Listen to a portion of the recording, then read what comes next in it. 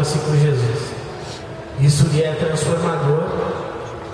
Decide ir para a África, trabalhar como técnica de enfermagem.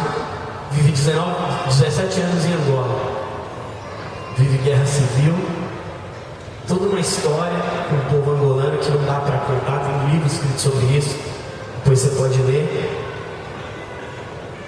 Mas a verdade é que o conhecimento de Deus na vida da Ana Alzira transformou não só a vida dela, mas trouxe para Angola, para todo o país, dias melhores. Isso é reconhecido, inclusive em documentos, que ela trouxe dias melhores para lá. Outro cara que eu admiro muito, vai estar aqui na Semana Jovem, é o Roberto Diamante. Cara pobre, simples, 3 filhos, resolve da vida simples que ele tinha ter uma vida ainda mais simples, porque ele resolveu adotar 10 filhos. Então hoje ele é pai de 13, na verdade era pai de 13, faleceu um, é pai de 12. E ele adotou essas crianças porque ele não queria ver esses 10 sofrerem.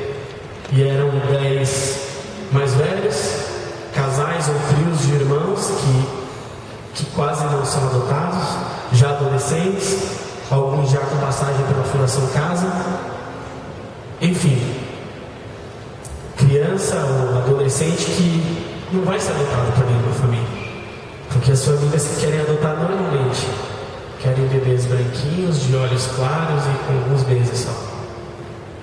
Ele adota esses 10 adolescentes e cresce a sua família, vive ainda com mais dificuldade, com mais simplicidade do que era antes, mas é feliz e promove dias melhores nessa família grande, entre essas crianças. Não me é um peso, frequento essa casa, sento à mesa com eles, almoço, conversamos, ele pega a viola, começa a tocar música, fazer poesia, vive feliz. Promoveu dias melhores para outros, dias melhores inclusive na casa dele, com a mesa sempre repleta de gente. Então, gente, dias melhores só são possíveis quando a eternidade entra na história, de fato. Quando o Senhor da história, com H maiúsculo, invade a nossa história, invade a nossa vida. Invade não é a melhor palavra, né?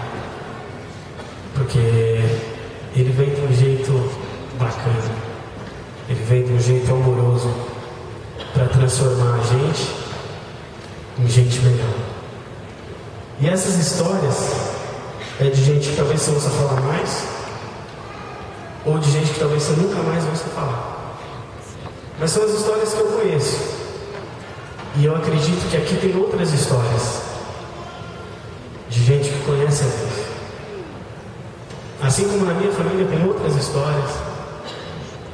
Enfim, há tantas histórias e tantas possibilidades de mais histórias e dias melhores, de fato, aqui. Se a gente pegar isso, essa possibilidade, esse conhecimento, vivenciar essa relação com Deus, que não é só com Deus, é necessariamente com o outro, criado à imagem e semelhança de Deus, e promover dias melhores nesse mundo. E aí não importa se você é do capitalismo ou se você é do comunismo, isso é que ainda tem esses dois lados no mundo que a gente vive. Não importa se você curte super tecnologia ou não. Não importa o quanto você é levado na onda do consumismo, porque um pouco a gente sempre é. Uns mais, outros menos. Mas mais importa saber que nada disso promoverá dias melhores de fato. Que nada do que nos oferecem propagandas, outdoors, comerciais, ou mesmo nos discursos políticos, podem promover dias melhores, senão a vivência e a experiência do divino, de Deus, de Jesus Cristo, e essa experiência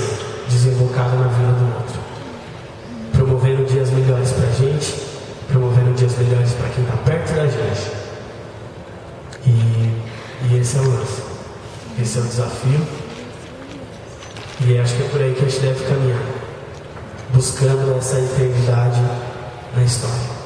Porque o que a gente faz aqui, querendo ou não querendo, de bom ou de ruim, ecoa na eternidade.